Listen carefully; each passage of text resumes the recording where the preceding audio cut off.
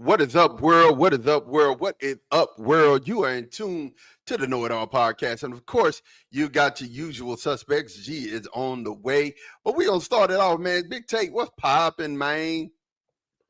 What up, Ma? Not too much, man. Just another weekend, another Sunday. You know, you say your usual suspects. Some of the usual suspects got the usual problems. We can say it. Big G back there with technical difficulties. No, Mm, mm, mm. he always try and blame it on his Wi-Fi. We know it ain't his Wi-Fi, Ma. It We, ain't we it know ain't the Wi-Fi. It's the equipment. it's the equipment. It's the equipment, man. You It's know what I'm the, saying? it's the big trash Android. That's what we blamed it on. The big Android.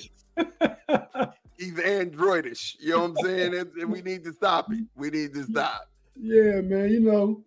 Yesterday I went and watched the Savannah Bananas baseball game. And, I got the little little nephew, Flash the kid on there. He got his great tickets. We just a few rows up from the third base dugout, but I'm repping my Savannah Bananas gear. But See that? went to that yesterday at Camden Yards. It was a lot of fun, man. I mean, he was on here and told us about it. We seen them on the Pivot podcast, and they was going around, you know. But that thing, man, filled up Camden Yards, Oriole Park. That thing hold 45,000 people. I just was telling Mom, I bet, and that's just me not saying it was capacity.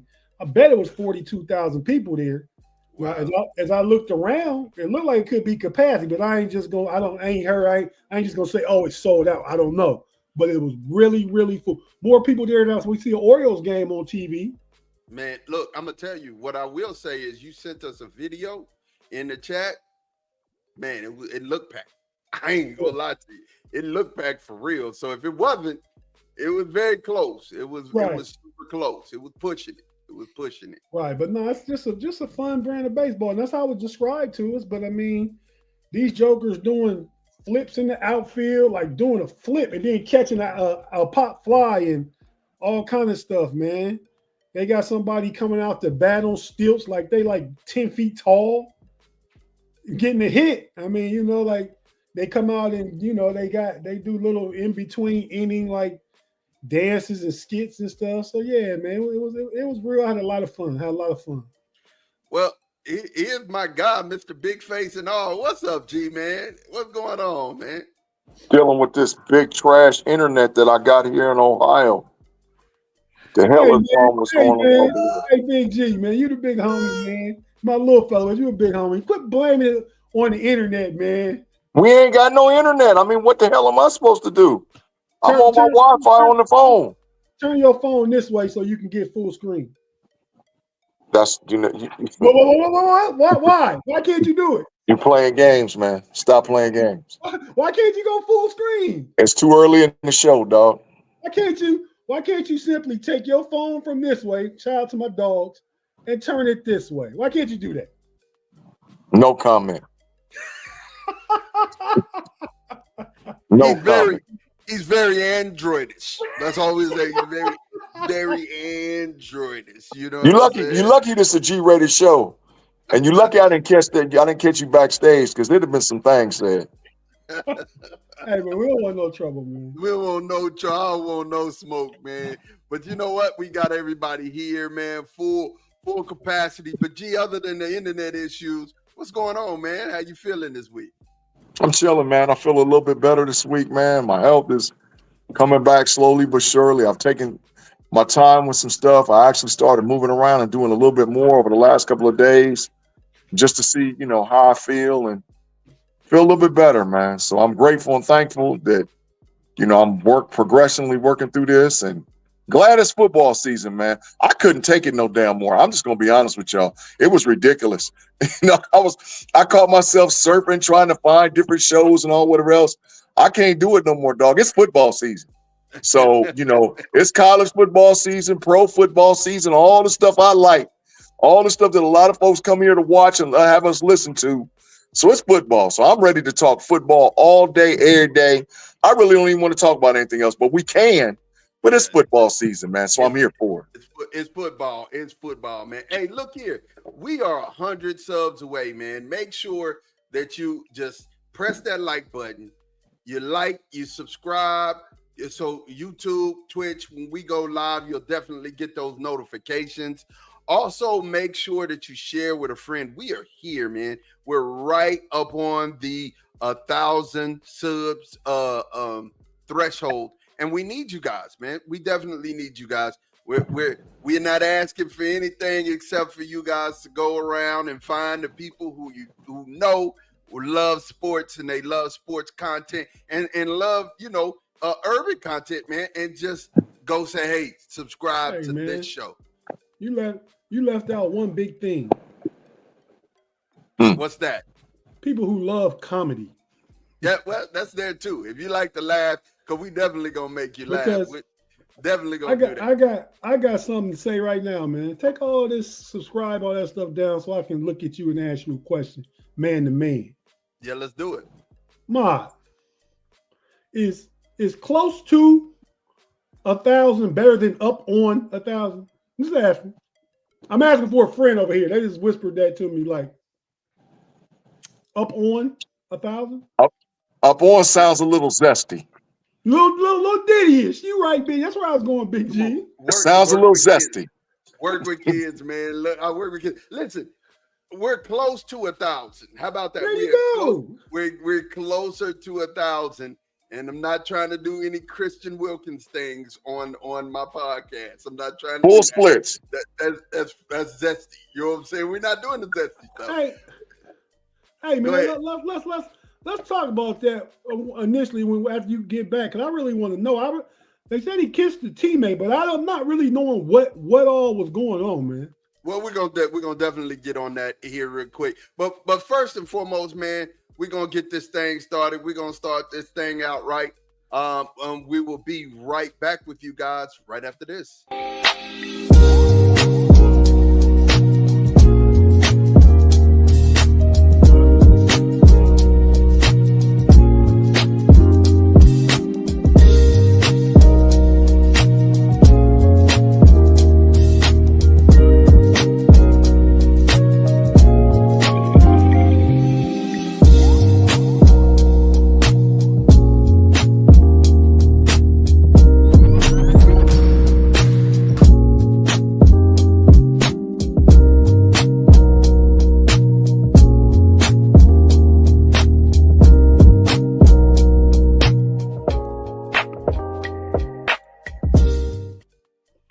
And we are back, man. I'm gonna tell y'all something. I'm feeling that new intro, man. That's dope. Haven't finished it yet. I got a surprise. I'm excited. I'm working on 2 intros at the same time, and I got a surprise from one of my music producers with probably the biggest song of my life, and I've been working on a whole bunch of things all at the same time. So we get new music too. No, but I'm getting a new song, and I love it. I love it. I get to go back home. Let's put it like this. I get to go back to the country to shoot a video back to my hometown. And it's really, really, really a good song. But let's start here, man. Christian Wilkins. First of all, will we say top 3 players at his position group, defensive tackle? No. What we say? He was when he got paid that $34 million. So yeah, he has been. Okay. I'll say top 10. I'll say top 10 right now. Top 10, but not top 3. No. Okay. No, I'll say top 5, not top 3. But go ahead. Okay, so here's the deal. They have, but he got cut from his squad, the Raiders. Yep. After he was signed to a big contract. And the Raiders said that it was because of surgery that he wouldn't get on his ankle. Right? Initially. But correct. They were trying to hold the whole incident down. But come out, it was a locker room issue. Now, I've heard a couple of different things. Both of them are very troubling and cringeworthy, right? Both of them are a couple of, you know what I'm saying? The first thing they said was that he tried to kiss a teammate on the forehead, give him a kiss on the forehead, right? He And that didn't try to. He did. they said that was the first thing. They said that's the first thing that came out that was kind of weird. Now, after this, we started seeing cuts of when Clemson won the national championship, and Buddy grabbed his leg, turned his leg up like he was Bruce Lee or Jean-Claude Van Damme, grabbed the top of his leg like he was in a rap video, did the splits, and started bouncing on it. Weird. We're just gonna say that's weird, right? We those actions from a grown man built like Big-G, that's weird. You don't grab your leg and do the splits and bounce on it. This is not something you should do, right? But then we started seeing at Clemson where, dude was on the ground, and I guess he had to check my beloved Buckeye Curtis Samuel, running backs, was on the ground. That's who was on the ground. I guess he had to check his temperature, his tire pressure. And so he grabbed the gooch. He grabbed a handful of gooch. This is where we're seeing Christian Wilkinson. A handful of what? What'd you say? He grabbed a handful? He grabbed the gooch. He grabbed a handful of gooch. No, dog. No. He spread a certain area. He spread a certain area in that man's body and tried to insert something in a certain area of that man's body. That's what happened. It's the gooch. On the football field? It's videotape. It's videotape. Then the last man, he ain't trying to insert nothing. They ain't pulling on Google Christian Wilkins versus Curtis Samuel. That's all you got to Google. Christian Wilkins, Curtis Samuel, and it'll come up. He grabbed a handful of gooch. Let's just go and say it. Then he tackles Josh Allen, and he did a prostate examination on Josh Allen while he's on the ground. Correct. I don't think that he is a doctor. I don't think he has a doctorate degree, but he did a prostate examination. I don't understand it, right? Then I can't see the live chat, but I know it's some stuff going on over there. Tim said he was doing his service, and he went in for nursing school.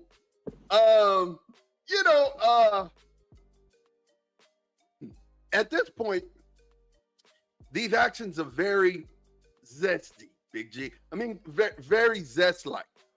And I'm not talking about the soap. Instead of substance, they have zestiness. There's zestiness. There's a whole bunch of zestiness to it. You know what I'm saying?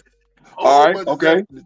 And, all right. So other things that came out, like, he's tickling grown men's feet in the locker room.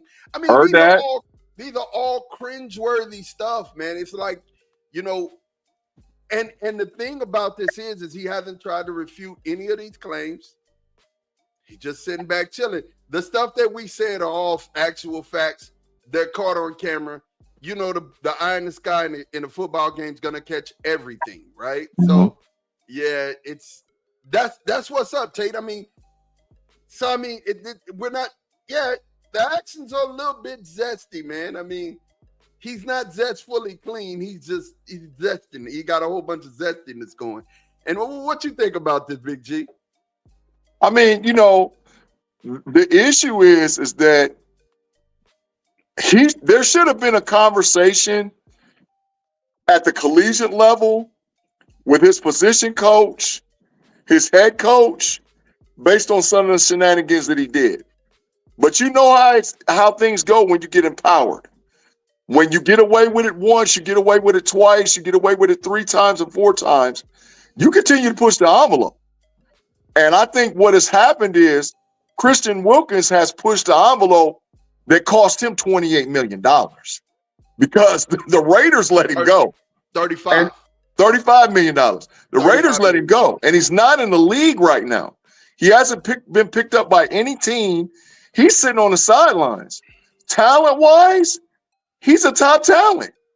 But what he's doing on the field, this really, to be honest, just not cool. Now, whatever his preference is his preference. I'm not taking a stance either way with it. But violating other people in their personal space, regardless of how you do it, is wrong. And I don't care where you work at. You can work in a factory. You could work anywhere in America. But when you start violating people's personal space and doing stuff like he's done, then we got Houston. We got a problem. And so the issue is that Christian Wilkins, if he wants to continue to play in NFL, make money, do the thing that he loves to do, which is play football, he's got to rev it back. He might need some etiquette classes. He might need some mental health counseling. He might need all kind of stuff. Etiquette classes? Yeah, bro. I mean, really, at this stage of the game, he gonna. Oh, somebody put it up. There's the zestiness. Oh no. There's that. Hey, we ain't making it up now. You see it. My boy got hauled out. A handful of gooch. Yeah, there's some problems over there, man. I do remember back, and I was one of the bad kids in elementary school. We used to give girls on the playground the gooch. That's just where you really rid up and grab their butt. We had to stand against the wall. We got doing it so much. We got in trouble for that. It'd be totally different today's day. We might go to some type of JDC, juvenile detention. And that's what I'm saying. That's what G is saying. That's what G is saying. He said, Eddie, that ain't etiquette. Nothing about that etiquette. You're in the Me Too movement, man. I mean, bro, that even goes to men. You can't just do what you want to do to men and it not, you know what I'm saying? You just can't do that. You can't do it. You have to wait and you have to ask. And if that's what you want to do, that you have to gain permission, but not on the football field, brother. It's just not there on the football field. But like you said, Big G, he cost himself $35 million by his antics. I mean, and nobody's picking him up. I mean, that's the Big killer G. part. I don't think nobody picked him up. And it may have been before everything came out, but you in one of the threads, you were saying we got to pick him up, being the Steelers got to pick him up. You said that. I said the Chicago Bears need to pick him up.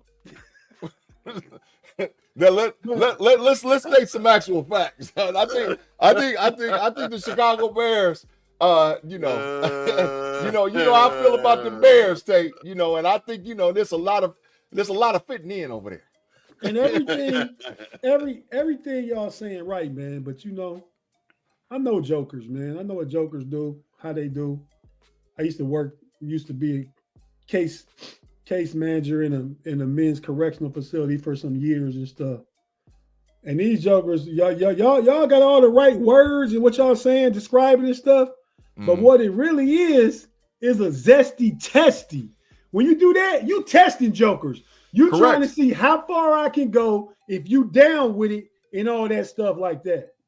Well, and there's another clip out there of him reaching in, kissing another man on the neck after the game and then rubbing his hair.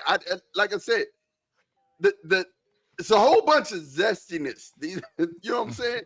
There's a whole bunch. Like I said, I'm not, it's not no personal stance here or there about it. But bro, when you violating people's personal, these are acts without permission. Without permission. Like there's no permission. Like, okay, you could, no, it's actually sexual assault. I mean, if we really want to just that part, cut the that's deck, what I'm talking about. it's sexual assault. Stop saying he need etiquette training. Nothing about sexual assault is etiquette. Yeah, I mean, I don't know. Maybe the NFL got a place where people can go and get some help like that, but. Bro, there's a lot going on with that player, bro. I'm just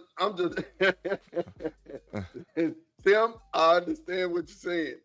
But to the kicker or to a wide receiver or to maybe even Josh Allen, that's a big guy to tell you hey man, you finna go, you better fight for it. I'm just saying. Don't ever go to the joint. That's all I can tell you. You drop the soap, it's over. Now, let's get off of this. Go ahead. Let's move on. Let's move on, man. Let's move on. He can't help himself. Listen, Mike, you use your conscience. Listen what we talking about. Listen, he can't help himself. No Diddy. You got to chill. We talk about sexual assault and everything else. Mom say, let's get off of this. No pun intended. Let's move on from this subject. Okay, there you go. You always think second, man. You talk first and think second. Look. The two biggest things going on in the NFL right now is Terry McLaurin. Not oh my gosh. Big G, he get the most of them, man, don't he? All the Hey, Mod, you got a diddler suit somewhere hanging up close to you? So, like, is that where you going for Halloween? You go zip up the diddler suit, man. The news that we have going on from the NFL, Terry McLaurin demands a trade, and Michael Parsons demands a trade. I'm gonna get into the Cowboy stuff because I'm a Cowboy, and we're gonna talk about this. Michael Parsons has requested a trade. There's good reason for this, right? The first thing is and the reason why he requested a trade is back in March, he came, sat down with Jerry Jones, and when he sat down with Jerry Jones, they had a handshake deal. Jerry was like, hey, definitely we got a deal. This is what we want. We agreed to the money, agreed to the gears, all of that. Well, Mike understands the CBE, the CBA, and the NFLPA. You can't make a deal without your agent being present if you have an agent. Is this correct? Yeah. Yeah. So or if you switch agents. Right. The deal is null and void if you switch agents without a signature. Correct. And so Micah says, hey, all you have to do is speak to my agent. So which Micah switched agents, let's be clear. Transparency, Micah switched agents. Okay. So Micah says, hey, talk to my agent. And Jerry is like, I'm not talking to your agent because here we go. We've already got a deal. Now, Jerry he believes that all publicity is good publicity. That's Jerry freaking Jones. He wants the Cowboys to be right where we are right now. $10 billion is what the franchise is worth right now. $10 billion. Why? Because of these kind of stupid things that Jerry Jones likes to do. He likes to be in the limelight. Do I think that what Micah did by requesting a trade was playing on Jerry's playing field? That's what I think. Because here's the deal. The Cowboys still hold him 3 years contractually. They got him 3 years. No, they hold him one, and then they can franchise him twice. That's 3 years contractually. They got it, right? He can't go anywhere because we can't franchise him twice, like G said, and he has 1 more year. So contractually, he's still held to the Cowboys. Can't go anywhere, right? He starts getting fined for not showing up. That's $50,000 per practice that he doesn't show up at. Micah's not going to do that, right? He's valued at $4 million right now. That's $4 to $7 million is his net worth. He's set to make 27 this year, right? And you got to understand, if his net worth is $4 to $7 million, he's probably closer to $2 million cash that he has, and he has to pay out $50,000. He's not going to do that, right? So we do know that Micah's going to show up. But here's the deal. What he's saying to Jerry is, I've watched this movie, man. Why are we dragging this out? I want to play football. And let me give y'all some dates real quick. Dak, September the 8th. CeeDee Lamb, August the 26th. Zach Martin, August 14th. Zeke, September the 4th. Jerry, stop it. And I said this before. I've said this to you guys before. It's not that Jerry's not going to sign him because there's not a high-profile athlete that he's never signed. He's always retained those high-profile guys. But at this point, you're playing the wrong game. You're playing a game with a youngster who has been there, right? And, you know, he wants to be a Cowboy. Last thing I'm going to say, and I'm going to defer and give the floor to you guys. You're messing with something that Schottenheimer is trying to establish, and that's team chemistry. Everybody's coming for like Trey was there. I mean, Michael was there for Trey. Dak was there for Trey. Trey was there for Dak. Michael was there for Dak. Everybody is coming together being a great teammate, and you're messing that chemistry up, Jerry, just so you could play the game and just so you could be in the news and people can talk about the Dallas Cowboys. I would rather us not be talked about in this light. It's embarrassing. That's all I have to say. Tate, you want to get him? Or me? All right. So 50-50, Mike is going to get traded. 50-50. Because there's no way in God's green earth Jerry Jones is going to pay him between $45 and $50 million a year to play defensive rush end. It's not going to happen. The deal is he hasn't got the right offer. Now, I've talked to plenty of Cowboy fans, including my brother, and the cost that a lot of Cowboys fans thinks to get him is multiple first-round picks. I'm not so far to believe that.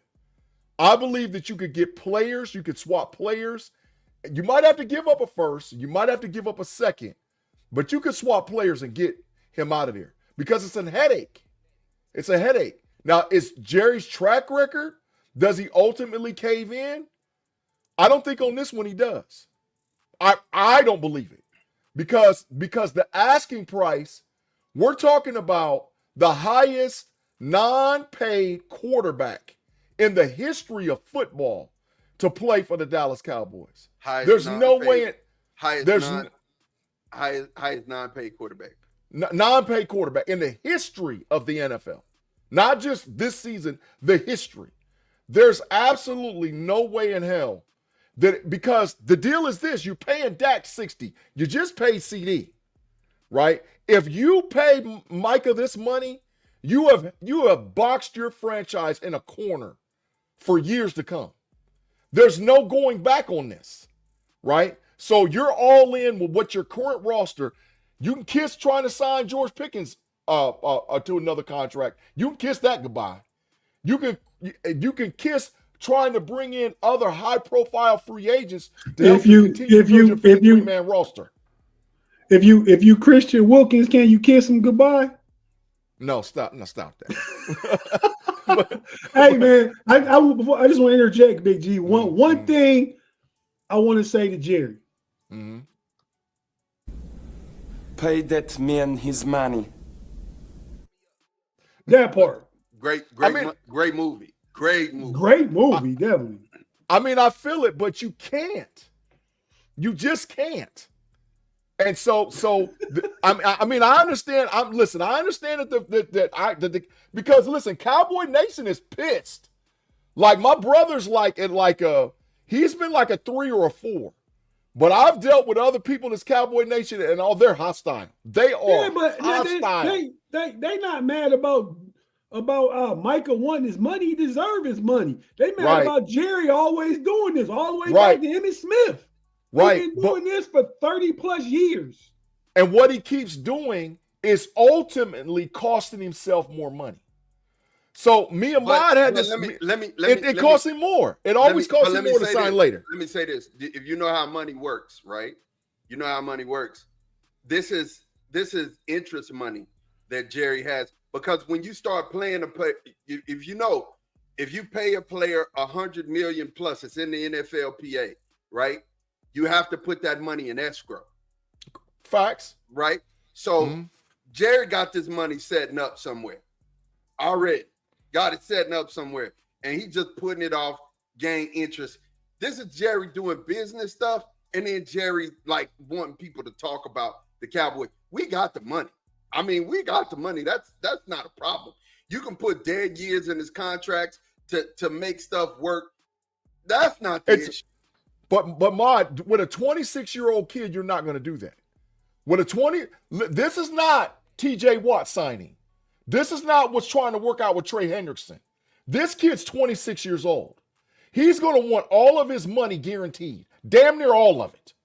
And there's not going to be any void years or that. You can kiss the baby. Because if he gets a 5-year deal, he's only going to be 31 years old. Can we stop kissing everybody? But G is right. G is right because he ain't even hit his prime yet. Correct. His next deal might mess around and be even larger one than this one. Facts. Right. But my point is that when you structure a deal in the NFL, Big G, you can move the money around. Once you sign the deal, you can move the money around like you want to. You can, but there's salary caps. See, that's the whole playing the game.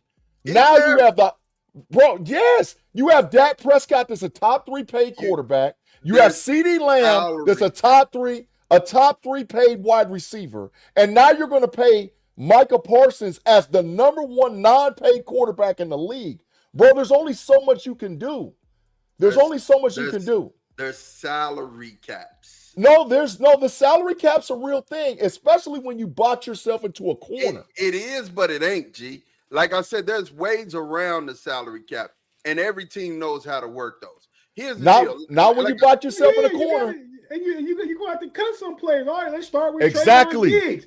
Let's say, do we really think this Dak worth $60 million? Because Micah worth his money. I tell you that. He's a difference maker. He's top 3 in his position. Agreed. Dak is not top 5 in his. That's facts. And see, so when you start the salary cap, when you say quotations, what that means is you got to start cutting quality players that decreases the opportunity for your team to win a championship. You got to have all these guys you paid all this money for. You need all of them to win. There's not one guy that you've already paid on the Dallas Cowboys current roster that you don't need to win. Yeah, so, but when you box yourself in a corner, now I got to start making cuts. And it doesn't work like that. Listen, if Jerry was worried about that, you know what I'm saying? We would have been and had a deal done. He's notorious. I'm talking about notorious. And somebody Tate just mentioned it, and somebody put it in the chat earlier. He did this with Emmitt Smith. Like he's just notorious for that was Kirby. Shout out to Black and Gold Standard to smash the gas. Yeah, he's notorious for waiting until the last minute to be able to make a deal and to get the deal done. I really think it has more to do with, him trying to compound interest on the money. The boy know that he knows that Michael wanted to be a Cowboy. Oh God. Big fun. Yeah. Damn. Big huge fun. The boy knows that Michael wants to be a Cowboy, and he knows that he wants to keep Micah as a Cowboy. But like I said, my thing is I don't know if Michael wants to be a Cowboy. I think Michael wants his money. 70-30. I think he is a Cowboy if they drafted him. It's a big brand and stuff, but I think this has really turned him off more than just his money. Personally, my opinion, outside looking in. I told you the other day my G was trolling you. I said, I'm going to stay out Cowboy business.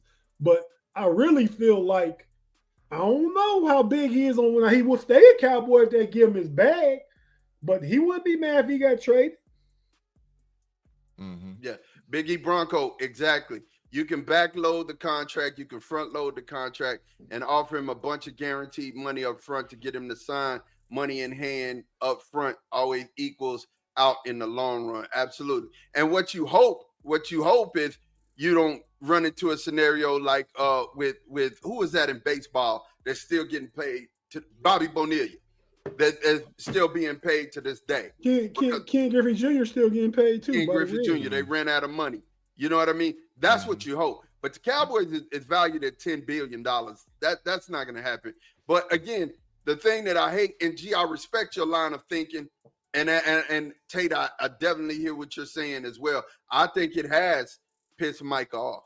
Micah's different than Dak. He's different than CD. He's very, very emotional when it comes to being, a football player and a guy. That's him. He's very emotional. Mark, can I ask you a question? Yeah. Who's the most important person in the Dallas Cowboys organization? As a player or for the just period? Who's the most important person? Jerry Jones. So Jerry could care less about everybody else. That's not true. You know what? You know why I say this too, and I'm gonna let you know why. Because I saw him do this with another player, and he didn't kick and scream. He made Tony Romo the highest paid player. We didn't have all these shenanigans. He paid that man quick. He made Tony Romo. He paid Jason Witten fast. He paid that man quick. Yeah. It's something different going on with this. No. Pay that man his money. Here's the deal. This is all I'm saying to you, G. He knows that Micah's a big part of the Dallas Cowboys. Period, He's the face of the franchise. He's a big part. So no, he's the face of he's 26 years old. He's the face of the franchise. There's no way that this man is about to not pay Micah. But my thing is, you wait so long, now you have to, like you said, it's going to cost you more. You have to overpay him. And then here's the other thing. Like I said, you mess with the chemistry of the team because of just business. You trying to do. Jerry's a businessman, and I dislike it. I dislike it. I dislike it. I dislike it. I dislike it. I will be glad. I'll say it this way. I will be glad when Jerry Jones is no longer the driving force of the Dallas Cowboys. I'll be glad. There's a day that's going to come because we all have that expiration date. There's a day that's going to come that he'll be gone and won't be the face of the franchise, and I will be glad. That would be a happy day. That would be an old happy day. If I was Micah Parsons, I'd sit it out. I'd force them to trade me because in the long run, he's going to make more money. Yeah, but he doesn't have the money to sit it out. You don't know his obligations. But facts. But however, that dude, the stuff he's got outside of football can take care of a lot of stuff. He's credit worthy to go get whatever type of loan he wants to get. And in the long run, it's not big bank take little bank because he can't run with Jerry. But he can prove Jerry a point, say I ain't playing, and just sit until Jerry makes him. And the longer he sits, the more bread he's going to get. So if I'm Micah, I wouldn't show up for nothing. Let's break this down. Had Jerry paid Dak when he was supposed to be paid, had Jerry paid CD when he was supposed to be paid, he'd have about 15 to 20 more million right now, not even on the books. And if he had paid Micah when he is supposed to be paid, he could not even been up to 40. Now he done let two jokers get up and above 40. Now he got to go there. He do it to himself. No Diddy, but he doing it to himself. Absolutely. That's facts. But I wouldn't play. I'd sit. He's credit worthy. He can get any line of credit he wants. He's Micah freaking Parsons. he ain't no worried about paying no bills and obligations and all whatever else. People will front him money. Yeah. But in the long run, the longer he sits, the more pressure's on Jerry. So that means he's going to get more and more guaranteed more money. I mean, more and more big contract money. You can't really sit that long because again, he's under contract for the next 3 years. So no, one. You keep saying that it's one. The franchise tag is negotiated in the offseason. Let me say this. He can't go nowhere for 3 years. Can't go anywhere. If they franchise him. He can't go anywhere for 3 years. And if they franchising, he's going to make more money because he's going to make $40 million a year getting a franchise tag back-to-back years. Every time the cap goes up, he's going to make more money. Yeah, they have contractual rights for him for 3 years. Let's talk about well, first of all, let's go to a commercial break and we'll be right back. G, take us there, man. Thanks for rocking with us again on a Sunday afternoon on the KnoItAllz podcast. If you haven't subscribed or liked, make sure you share with all the people that you rock with, and all the people you do podcasts with, all the people that listen to sports podcasts and culture podcasts. We'll be right back after a quick word from our sponsors, wherever you get your podcast, be it Apple, Spotify, or Google. It's the KnoItAllz podcast on Sunday.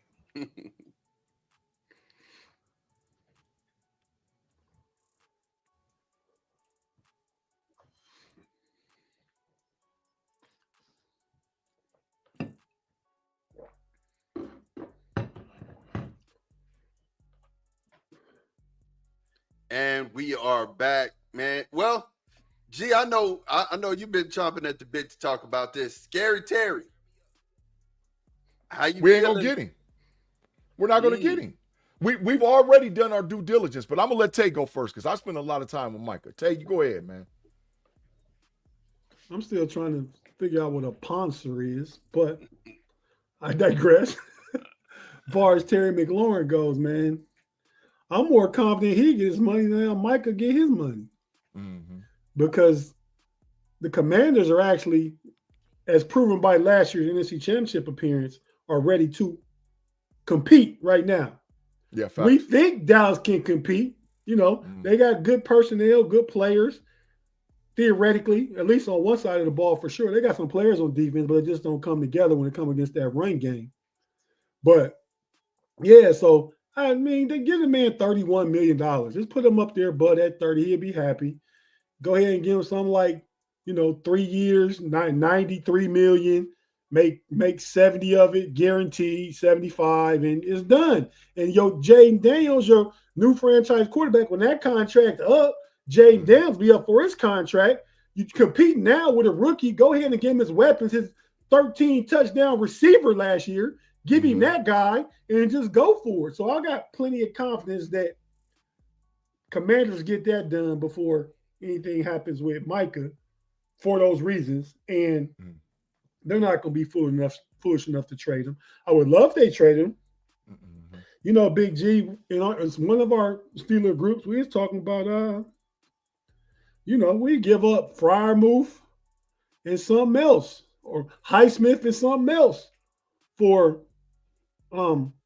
Scary Terry. But I don't see the Commanders actually trading him. I mean, if they still got that one more piece of a number 2 receiver that's really a number 1, you can't defend him then. Yeah, you can't defend him at all.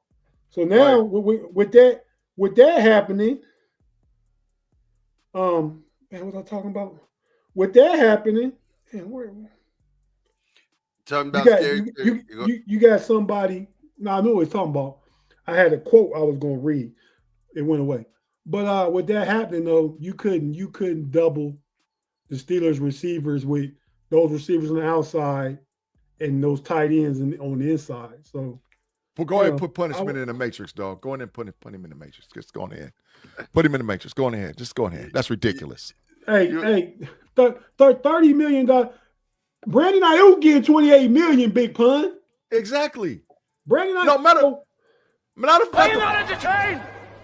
Are you not entertained? Double down and put him in the rubber room too. Oh no! Double down. Yeah. Crazy, man. You right. I am crazy. Go ahead, Tate. Man, what the hell? What? He ain't worth 30. Stop that. So Tate, go ahead, finish your take, bro. No, he's definitely a $30 million talent when you consider the market. Just look at the market. Like I said, Brandon Ayuk making $28 million. They just gave, I believe, Cortland Sutton for Denver, he get $26, $27 million a year. Yeah, facts. This joker put 13 touchdowns on the board last year. He was doing most of his work for his entire career with garbage quarterbacks. Big facts. I mean, so he definitely is worthy of a deal when you consider 30 million the going rate for a good receiver. Yeah. Why you think jokers like Jamar Chase and some of the other ones up in the 35s and 40s now? Because they're elite. McLaurin is great, but he deserved DK money. DK getting 30 a year, 33 a year, something like that. And listen, Steeler Nation, Genzies, listen, I'm with y'all, man. But we've already done our due diligence. Omar done already called, bro. Terry said he wants to be a number 1 receiver. He wants to be paid like a number 1 receiver. Omar was out there trying to fleece. Omar was trying to fleece. Yeah. Big Pun say Brandon Ayuk overpaid too. But Big Pun is not overpaid when it's the market. Correct. When it's the market. That's the going rate. Correct. That's what it called. That's the cost of doing business. Right. You either take care of business early. If you take care of it late, you're going to pay for it. Jerry Jones, Micah Parsons, Jerry Jones giving Dak Prescott $60 million a year when you should have just gave him 53, 54, and you would have saved money. It's the cost of doing business in the NFL. It's called the marketplace. Yeah. The 49ers didn't want to pay Ayuk when it happened. They thought they could wait him out and all whatever else. No. Listen, anytime you wait, the player going to win. The player wins. Every time. But like I said, Steeler Nation, Terry ain't coming to Pittsburgh. As much as I would love to have Terry McLaurin come to Pittsburgh. He's not. I agree with that last comment Big Pun put up. I think they regret it when you can look back on it. He didn't play it all last year. And now, Jawan Jennings had a great year. They drafted Pearsall in the first round, And guess what? Jawan Jennings requested a trade because they refused to pay him. Jawan Jennings was $30 million a year. He want 30. There ain't no way he getting 30. He wants it. He said, I'm the number one receiver. Yeah, he was last year for a team that was without Ayuk and Debo Samuel was eating Twinkies and all kind of stuff going on. Man, he's small, ain't he? Debo out there looking like a small left tackle. He out there looking like a collegiate left tackle, bro. I just seen the Commanders news story on the local news here. He back in shape now, though. Yeah, at first he looked like a Ninja Turtle. I thought he was Donatello for a second. He was out there ill built, like an egg. Yeah, just built like an egg. Bad. Yeah. Let's see. He said, if waiting lets the player win, then why these players in a rush to get a new deal? They're not. Well, let's talk about why. Hold on. Let me talk about why Scary Terry wants a new deal. Tate mentioned it. It's brilliant. Jaden Daniels is on a rookie deal. Facts. Right? He's on a rookie deal. He just tore the league apart last year. Right? So they're in a position where they can win and win now. Right? So on a rookie deal. On a rookie deal. So Scary Terry knows that in a year they're going to be looking to try to renegotiate Jaden Daniels' contract. Facts. So when there's no one that they're paying real money to, Terry is like, let me get my bread right now. You Facts. understand? So that's where Terry's holding out and doing the things that he wants to do because he understands y'all can pay me a contract right now and I can get paid premium based off of what I did last year, what the market is right now, right? And then the fact that y'all don't have to pay Jaden Daniels. So there's money around. So that's where the players are thinking, and that's why they're doing what they're doing. It's the same reason why they paid Cortland Sutton in Denver because Bo Nix is on a rookie deal. If Bo Nix balls out of control this season, Bo Nix gonna want some bread. So and then Cortland ain't gonna get no money. He's gonna want a bunch of bread. Right? Yeah, that's what it's common sense. They're not in a hurry. They understand the economics of it.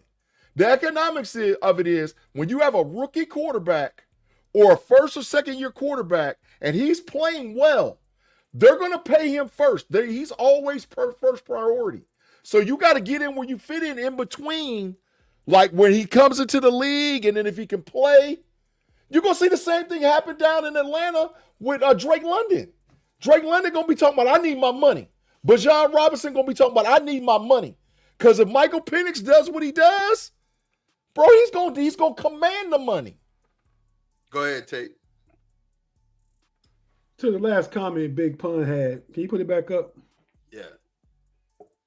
They're not. TJ, Micah, Gary all had time. Yeah, you have time. When you have time left on your current deal and you outperforming your deal, Trey Hendricks was getting paid $22 million a year. He got a year left on his deal. Trey Hendricks got the most sacks in the NFL the past 2 years. He see Max Crosby get paid $35 million a year. His sack output better than Max Crosby. As the market goes up, players gonna want their money. I have no problem with it because if a player ain't live up to their contract, a team will cut him. Bye-bye. Myles Garrett. He saw Myles Garrett get paid. So and he had all the most sacks. Yeah, I want to get paid. We know he's not Myles Garrett. He won't pass Myles Garrett contract. He won't pass TJ or Micah's contract. But do we need to be up there in the range by the boy down there in the Houston, Texas? What's his name, Big G? Oh, the lineman just got paid. They came from Minnesota? Yeah. I know you're talking about the dude that came from Minnesota. I can't remember his name, but I know you're talking about. Trey Hendricks on that level, he getting like 34, 35 a year. So thank you, Juice. It's Hunter. Yep, it's just correct, Hunter. Yeah, Danielle Hunter. Thanks, Juice. So he's on what Crosby's level, Tate. to be honest. Well, I've listened to B Dirt break it down on the homies podcast and running through the jungle that he didn't have the same overall effect and production on the field everywhere else that Max Crosby does. You know what I mean? Mm-hmm. So I get that part, but coming off the edge and creating sacks, that's a big part of the game. Facts. And if you just looking to get, and I've heard they've agreed on a number, but now it's about the guaranteed money because that's where the player wins when the amount of guarantee they get. You know, because like Ma was saying, they get to the end of the contract, you can do some different stuff. So when I sign this contract, give me 80% of my bread right now. Then when you get to that end, you can do what you want to do. You know, let me go. I go make that other 20 million. I'm not getting on 100 from another team. Could you imagine Jerry having to pay Micah 5 years, $250 million, and 80% of that is guaranteed upfront money? Oh, well, because that's what he's looking at in the face. We don't. That's what he's looking at in the face. Cleveland already did it. You know what I'm saying? 80% of 250 is like $180 million. A little more than that, like $200 million. Almost $200 million. $200 million. Yeah. And you know, that's like I said, the money goes. That money's already been in. Hey man, we got a dude in the live chat calling for another dude to get put in the Matrix. What the hell is going on the live chat, man? I ain't never seen that before. Hey, Danny, my God. What Rob do, Danny? What'd he say? He talking about this is what Rob said, Tate, right there. I don't know about the 49ers, but I do know that the Pittsburgh Steelers are regretting that they didn't sign Dan Moore. Hell no. Rob said put him in the Matrix. I think he is being sarcastic, but if you gotta go, you gotta go. Damn. The chat calling for somebody to go. Wow. That's wild. That's yeah. Wild. Wow. And lastly, before I get out of here, you guys, and leave the rest of the show with you in y'all's trusted hands, I just have to say, man, I'm not opposed to a player getting a bread. I'm not. I don't think that, you know, and let me put this in perspective. Micah ain't wrong, man. He not wrong for asking for his bread. He ain't wrong. There's only been three other players in the history of the game that started off their career like Micah Parsons. Want to know what those names are? Derek Thomas, Lawrence Taylor, T.J. Watt. No, Reggie White up there too. No, it's Reggie White. I'm sorry. It's Reggie White. Reggie White clown his first few years in. And you got to think about this. He had the most pressures out of anybody last, and he's only 26. You can, I mean, that's what makes Micah such a commodity and what makes him so special. And all he asked Jerry for was to honor the deal that they had. And all Jerry had to do was sign it. All he had to do was call his agent and sign it. But Jerry, he's prideful. He wants to do what he wants to do when he wants to do it. He loves attention. He loves it. He's what you would call an attention whore, right? He needs that attention. He gotta have it. And then the third thing is after that, he's a businessman at heart, and he does business the right way. You can't argue with that. The man know how to make money. He literally printed up. Know how to make money. But that's not the best people person. That's not the best way to conduct business with people. Would you trade? If we offered y'all this trade, Alex Highsmith, Jaylen Warren, second round in 2026, first round in 2027, would you trade? No. We already You're have crazy. You're crazy as hell. We already You're have crazy as hell. Hold on. Let me tell you. We already have 3 or 4 running backs. Don't know what those we don't know who they are or what they are right now. Williams was good in Denver. Sanders has been a couple years for him. Jaden Blue looks good in practice, right? You know what I'm saying? And then we got running backs. Then Highsmith, we've got ends. we got ends. We drafted a couple. We drafted the boy from Boston College, with Marshawn Nealon the year before that. We retained 2 more, so we've got ends, right? Micah's the person we don't have, right? So in order to get rid of Micah, you're gonna go 2 1s. And if you go a player swap 2 1s, you get it. But Khalil Mack didn't get 2 1s. Khalil Mack didn't get 2 1s. Khalil Mack didn't get 2 1s. Khalil Mack wasn't Micah Parsons. He was 2 years older. Oh, at the time, Khalil Mack was similar to Micah Parsons. Yeah, we know it didn't work out like that, but at the time he was. Yeah, but he was 28. That's what I'm saying. Michael Parsons is still 26. Very young. Very young. And you give up. Now, you are right about one thing. If Jerry gave him up, which I don't, the other reason why I know that he won't do it, because Jerry looked at these boys as his kids. You know what I'm saying? Now, it's a twisted relationship. I don't understand it, because how am I your kid, but you don't want to take care of me? But that's how he does. You know what I'm saying? He looks at these players as his kids, so I don't think he would let him go. But, and he's not long in the tooth like DeMarcus Ware or like DeMarcus Lawrence. You know what I'm saying? But if he let him go, it would be to the AFC, and you're right. You know what I'm saying? Look what Pun said. He glad I ain't the GM. Every Steeler, like a smart player or person that loves the Pittsburgh Steelers, would give up Highsmith and Warren, a number 2 next year, a number 1 in 2027 for Micah Parsons. TJ Watt and Micah Parsons would be unstoppable. There would be nobody in the league that could stop that. Nobody. No, it would be totally unstoppable. It would be with Jalen Ramsey. Oh my God. Well, hell, we don't need the offense to give him 15 points because we're gonna win. We're gonna win every game. You can't block them.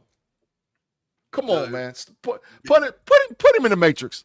Send him. He needs his fix. Send him Matrix. Bye, Claude. Bye, Claude.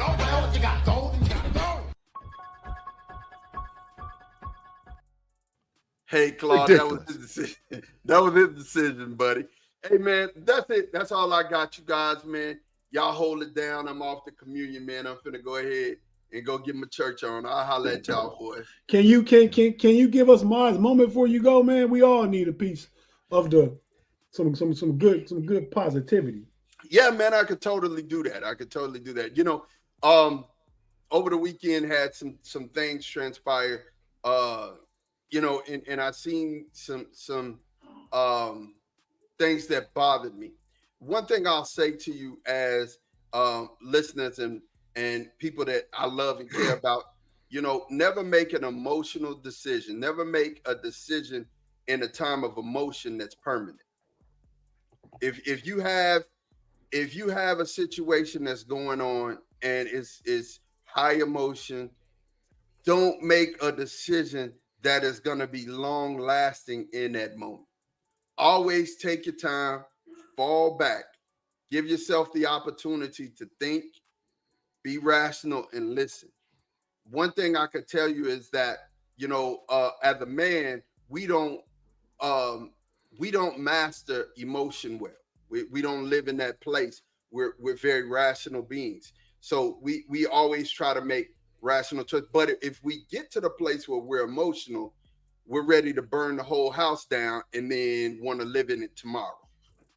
That's not something that you could do. You have to make sure that in your mind, in your thoughts, the things that's going on, you sit back, you weigh all of the consequences. I tell my sons this all the time, you know, and it's a country saying, but it's the truth. When you go in the store, make sure you have enough money to buy what you're putting on the counter. You always got to consider the cost. Everything has a cost. Every decision, built into every decision, there's a cost. So don't make a permanent decision in an emotional moment, because you're gonna end up regretting. And you know, it's gonna bite you in the place where Christian Wilkins was trying to put it. Oh my God. He had to go there, Tate. I had to get the zestiness out. But anyway, love you guys. Love everybody in the chat. Claude, you my guy. I appreciate you for being here, and it's all right, man. You give it big. Claude out there like Gilly and Johnny Manziel. Google the reference, Claude, if you need to see it. Talking about Michael Parsons and TJ. You stop that. Stop it, man. I'll see you guys later. All right, man. Tate, man. Let's talk a little bit about the Steelers, bro. Let's talk a little bit about them, man. A little bit about them. Bro, what the hell is wrong with our left tackle, bro? What the hell is wrong with him? Now, he had a good practice today, Tate. For y'all that don't know, I'm talking about Mr. Jones. He had a good practice today. We got to look for him to start stacking practices. But what the hell is going on at left tackle, Tate? What the hell is going on, man? Danny Littlejohn said put him in the Matrix. He's in the Matrix already. He lives there. He's the general, the governor, whatever you want to call it. I think you just gotta remember, man, that he's young. I think still 23 years old. Facts. Third year, he's just now moving to the position he played most of his high school and college career. Facts. He's coming off an injury, a mild injury, but an injury nonetheless. Mm-hmm. So his first day in pads was everybody else's second day in pads. Facts. You know what I mean? So, I mean, though there's a little apprehension about what he's doing and where he's at, mm-hmm. I still think he'll get it together. I'm not worried. I mean, he's the number 1 overall draft pick going into his third season. He gonna play unless he get Aaron Rodgers crunched up. Facts. You know what I mean? He's gonna play because they got to know what they have and they got to know starting this year. Facts. So I mean, yeah, he hasn't looked the best, but he hasn't really been fully healthy in pads, and defenders have the advantage in non-pad games, mm-hmm. right? Because you can't really get on both sides of the line. You can't really get physical and use your strength and your technique for. You can use your technique, but as far as blocking and your physicality and getting your hands up in the shoulder pads to control a man and stuff like that. Yeah, so hand placement. Absolutely. As camp goes on, I think we'll really see where Broderick Jones is at. I got confidence in the young fellow. Curb said he got lazy feet. Curb was there. Curb had feet on the ground. Black and Gold Standard had feet on the ground. He saw it. He said he had lazy feet. I'm going to say this. There's a lot of hyperbole or hyperbolic criticism going on right now for Jones. Tate, I agree with everything you said, and I think we need to see him play against Jacksonville. And then maybe even in the second preseason game and see what's going on with him. Because one thing that I know is that even with him not even understanding scheme or understanding what the play call was, he's never been lazy on the field. He's ultra aggressive. Even when he does it wrong, he's ultra aggressive, right?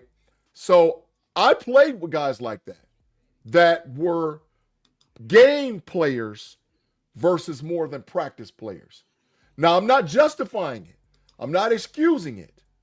But I think that Jones, as Steelers Nation, we got to give Jones a little bit just give him a little bit. Now, by preseason 2, if he's still out there big trashing it, or if any kind of way he gets Rodgers cracked, yeah, we got to do something different. But I think right now it's over. It's just we're just over too much in it. We're saying that he's not going to be able to do what he's going to needs to do at left tackle. So I think we just need to pump our brakes just a little bit. Just a little bit. That's just me, right? Now, saying all that, flipping the script. Do we have a wide receiver 2, Tate? Do we have one? On the current roster in Pittsburgh, Pennsylvania, they're in Latrobe. Do we have a number 2 on the roster? I don't think we do. Not, because we don't. To have a true number 2, you need to have somebody where you can get through 2 weeks if DK Metcalf is hurt. Mm-hmm. We don't have that guy. We got competent pieces. We got guys long as DK and Jonnu and those guys are on the field, we got receivers that can make a small impact. Mhm. You know what I mean? But if DK go down, we don't got nobody that's gonna step in that's somewhere between a 2 and a low level 1. You know, we need a ceiling 2 because we don't have a floor 1. You don't have nobody in the middle of that 1 and 2. You got DK up here. You got everybody else on the team right here. So you need somebody that's between these two spaces. Yeah. And Tate, I agree totally. I think that's 100% facts. And I think that's why the call was made to Washington to see what it would take. And that's why there was a fleece. And we'll see Omar Khan shooting his normal again. He's trying to fleece them boys. You know, he wants his money. He's not going to take less than $30 million. Washington wants draft compensation. You're not going to be able to get him for a second or third round draft pick because they feel like they're all in. So that's why the call was made, but nah. But I still think that the Steelers need to do their due diligence with other teams.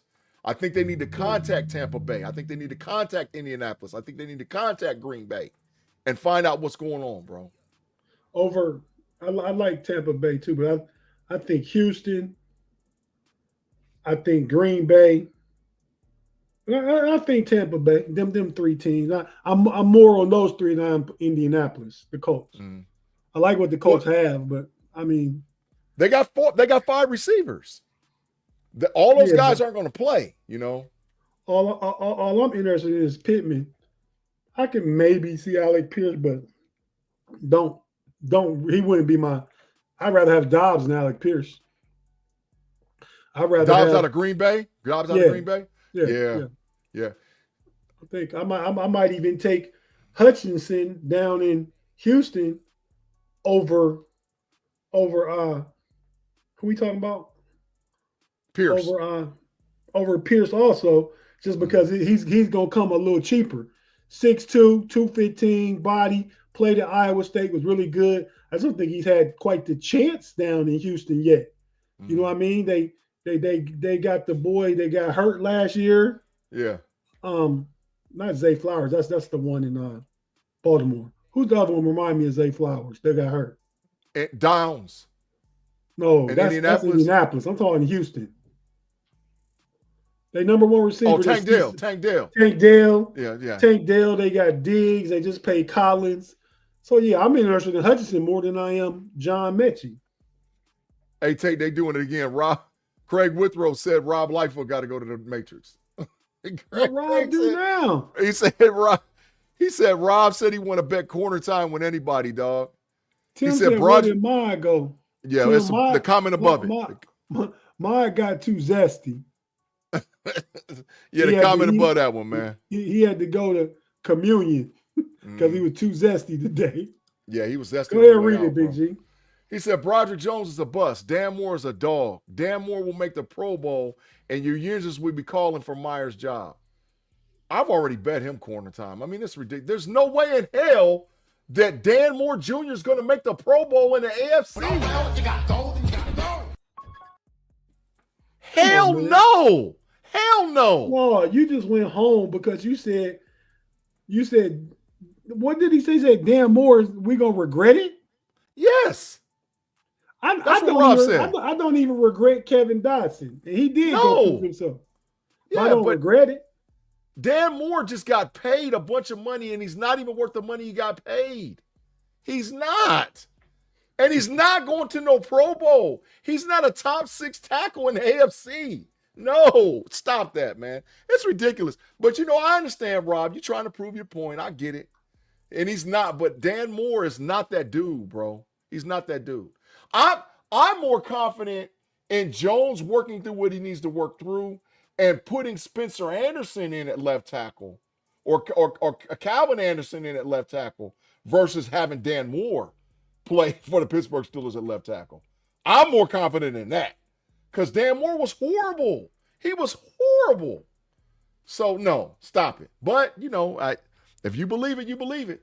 But I ain't with you on that one, Rob. And I hope you don't bet nobody in the live chat because you're gonna be in trouble. You go and y'all. I don't know how y'all gonna bet corner time, but y'all can bet money. So, it is what it is, man. Tate, number one winner as of today with the Pittsburgh Steelers out of camp. You muted, dog. Yeah, big fine to myself. Mm-hmm. Let me go ahead and make that part happen. Yep.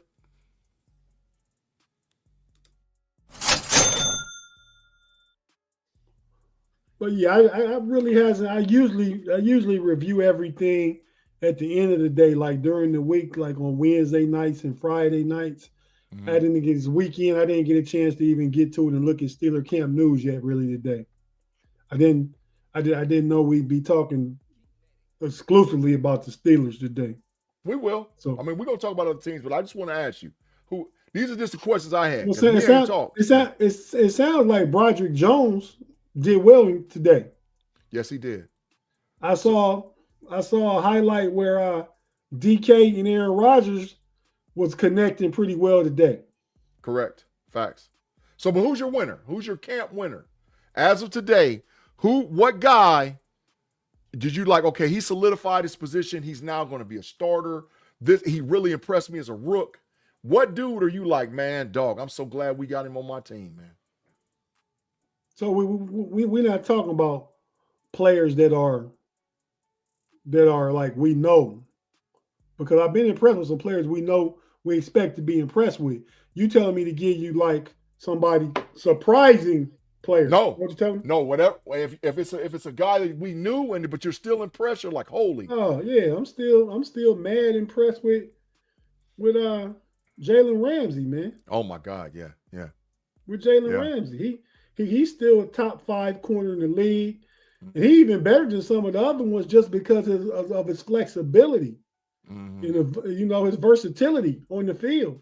And like Curb said it weeks ago, not about Jalen Ramsey, about somebody else. I think we was talking about receivers or something, or somebody on defense, because TJ wasn't necessarily that guy. But we need a guy on defense that's gonna come just bring the noise, so to speak, literally and figuratively both. Facts. You know what I mean? I think, he get into it, he get in your face, he don't give AF. You know what that AF is? Oh yeah. He don't give that. So Jalen Ramsey, man, I think what he's gonna mean to this defense is what I'm highly impressed with. There's a lot. I agree with you, but there's a lot of guys that I could circle the wagons. And people would say I'm a homer, but I'm gonna tell y'all, man, we found something in Jack Sawyer. We found something in that dude and that kid. I am telling you, Jack Sawyer is not to be played with. And with our rotation that we're gonna have at the edge, Tate, it's gonna get ugly. With Sawyer, Herbig, Watt, and Highsmith, oh my God, man! And I sent you that picture to show you how much more physically bigger Jack Sawyer is than TJ Watt. Yeah, he's physically huge. Yeah, and that was my reply. I said, man, Jack Sawyer is a big dude. Yeah, people were worried because he was a 4th rounder, but he fits from a schematic standpoint perfect with the Steelers, and I'm excited. I know that the defense has been kicking the offense is behind, but that's telling me something.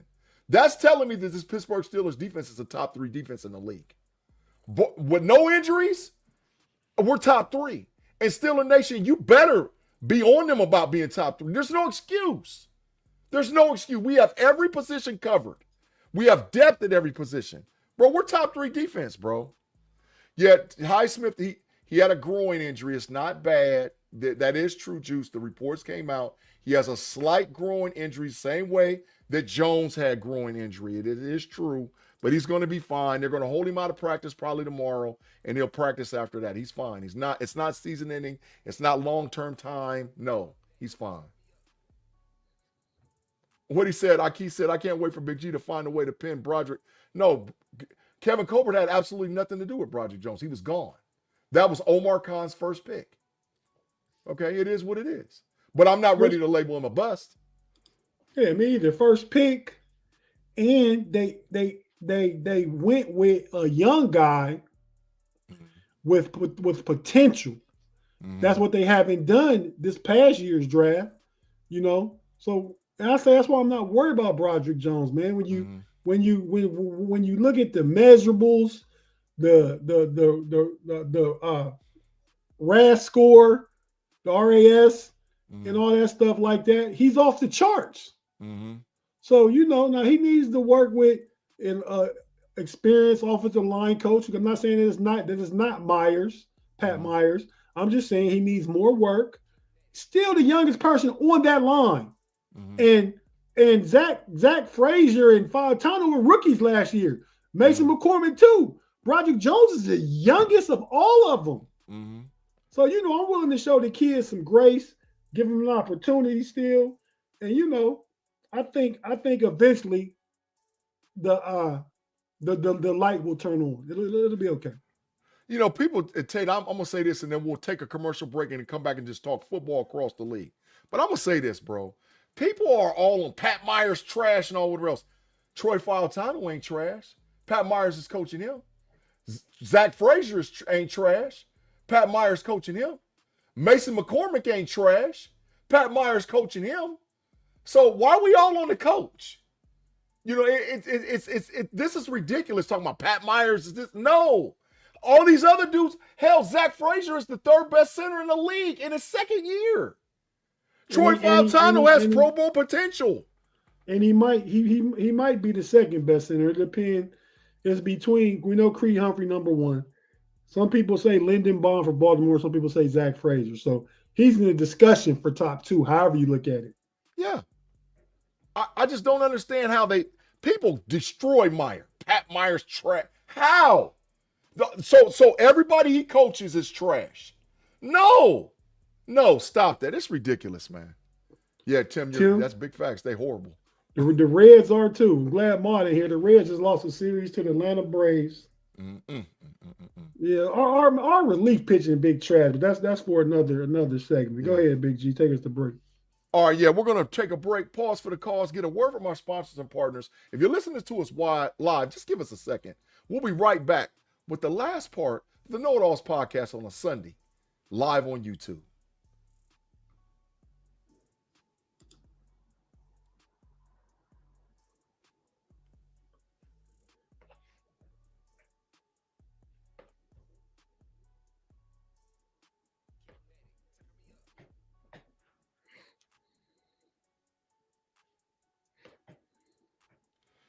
And we're back, man, with the last segue for the KnoItAllz podcast. Me and Tate Boy Fresh in the building. Our boy Mod went out to get his church on.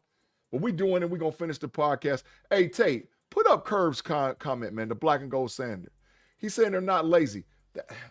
Kirby, that's one of these times I want to give you credit, Curve. That's facts. It's the player. It's got nothing to do with the coach. It's the player. It's the player. Now, the coach might have to do, they let him get away with it. But he might be one of those guys that you can't just be in their face chewing them out and yelling at them because you'll lose them. You have to, I got multiple kids. I don't discipline all my kids the same way because some of them can handle it and some of them can't. Sometimes you got to deal with people like that. Sometimes you got to be, sort of subtle. And that might be the deal. But it's really Broderick. It's not Pat Meyer. I'm so tired of people just throwing him under the bus and saying he's horrible. He's not. He's not. He might be average, but he's not trash. Let's just say that, bro.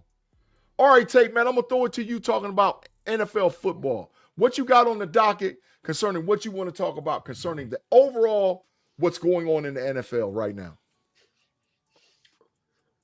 We can talk about any of it, man. Let's look at the chart right there as far as the and just pick a team. You know what I mean? That's what I'm getting at. Mm-hmm. Just pick a team. You want me to pick first? Go ahead. I'm picking a team so we can talk about them. I want to talk about the Detroit Lions a little bit, man. I want to talk about the Detroit Lions. Yeah. A lot of people are throwing them under the bus because based on what the performance they put on the Hall of Fame game. I mean, come on, man. I think the Detroit Lions, some people think they're going to take a step back with the loss of both the DC and the OC. I don't think so, bro. I think the Detroit Lions are not to be played with. But that's just me, Tate. And I think they're healthy. I think they figured out what they need to do with center, and I think Hutchins is 100%. So I like the Detroit Lions, man. And the improvement of Jamison Williams. If all y'all to play fantasy football, you better go get him. You better go get him because he's going to kill it this year. So I'm higher on the Detroit Lions than most people are, Tate. Yeah, well, I'm not. They had 14 wins last year. 14-3, 15-2. Which one was it last year? They finished the game above the Vikings, so I want to say that they were 15-2. Yeah. 15-2. Yeah, they come way down from that. I'm looking at an 11-win team. But do you think that whole division will be 11 wins though? 11-12 for the whole division? Yeah, it'll be a little better because Detroit not winning the division, they're going to get 11 wins. Mm-hmm. I got Green Bay getting between 12 and 13, and Minnesota will be right there somewhere right where Detroit is at, or right. Those three will still be bunched together. Chicago will win more games. Chicago might win 9 games. Mm-hmm. But I think that's their ceiling this year. Mm-hmm. As far as Detroit goes, I feel like it's just too much setback with both your coordinators going. Mm-hmm. Both your coordinators going. And I really feel like the what's his name? The coach, the defensive coordinator went to the Jets. Aaron Glenn. I really feel like Aaron Glenn is overrated as a defensive coordinator because Detroit scored the most amount of points in the league. They was always playing from our front runner position. So all they had to do was play the pass and rush the passer. Mm-hmm. You see, when somebody got something going, what the Commanders did to them in the playoffs. Mm-hmm. You know, they couldn't stop a wet paper towel. Yeah. Wet tissue. Yeah. They couldn't stop it. So yeah. I really feel like I'm glad he got a job, you know what I mean? But I feel like he's overrated as far as getting that job. And I feel like your boy you've been on all this time, Detroit's coach, Dan Campbell, he's a good coach. Yeah. But I feel like, without Ben Johnson running that offense like he was, he'll come back down a little bit too. Again, 11 wins, not a bad season. Mm-hmm. But they're not going 15-2. And I'm anxious to see how the offense, they new offensive coordinator, Johnny Morton, I'm anxious to see how the offense looks with him. Because we know Ben Johnson is a play caller, a trick play caller. He took Jared Goff and made Jared Goff viable again, just like our guy Arthur Smith did with Ryan Tannehill. Let's not forget that. He resurrected Ryan Tannehill. What do you think he's about to do with Aaron Rodgers? Come on, man. Yeah. I mean, listen, everybody think Arthur Smith is big trash too. Okay. Okay. Man, I can't wait till we come out of 4 tight ends and 1 receiver, dog. I'm going to be talking strong. When we do that, man, I'm going to be like, we got a first down on 4 tight ends and motion Jonnu Smith in the backfield. Like, they're going to be like, what the hell is going on? Oh, hey, Steeler, just a little Steeler thing too. They put big boy Robinson in the backfield at the fullback, dog, today. They put Robinson in the linebacker. Mark Robinson, okay. They put him in at fullback, and he was out there killing them. He was out there killing them, but that's a whole nother conversation, man. I like that because he's completely capable. Look at Claude again, man. Look at him. What Claude say now? He said Arthur Smith trash. It's Claude. Rubber room, Tate. Are you not entertained? Are you not? Crazy, man. You're right. I am crazy. See, now, Claude can have his opinion. I'm going to need Claude to take some of this stuff back when he be wrong, though. Yeah. Come on, Claude. Come on, man. That's ridiculous. All right, Tate, go ahead. No, speaking of which, you just talked about Arthur Smith and the multiple tight end sets. You, Kirby, and myself will be getting into talking about that on Smash the Gas on Wednesday. We're going to talk about the tight end room. So, y'all be sure to tune into that Wednesday on this KnoItAllz channel at 7:15 p.m. before Pump Your Brakes. And on Pump Your Brakes, we're going to talk about QB room and what has been and what we see moving forward. So, well, I like that 16 in the right. I like that 16 all the way to the right, Tate. I like that graphic. That 16 to the right. I'm loving that. Oh, that's Lenore Sellers. Oh, yes, sir. Oh, yes, sir. But then you also got Will Howard. Oh, yeah. Yeah, who's out there playing. So, yeah, we'll have great conversation. Yeah. Yeah. But check out both those shows on Wednesday. Mm-hmm. But I want to pick another team. Just one more team. I'll pick one more. Damn, can I pick a team? Go ahead, man. We probably gonna pick the same team. We not. Well, we might though, I'm really I got expectations for this team considering their division. I'm gonna go with row one. Row one, team 6. 1, 2, 3, 4, 5, 6. The Atlanta Falcons. Yep. Hey, so I think you calling for them to win the division. I heard you say that somewhere in a text or conversation somewhere. You said they was gonna win the division. I did. I think they are. I think Raheem Morris is a good coach. I think Michael Penix is gonna really show up this year with a full season under his belt.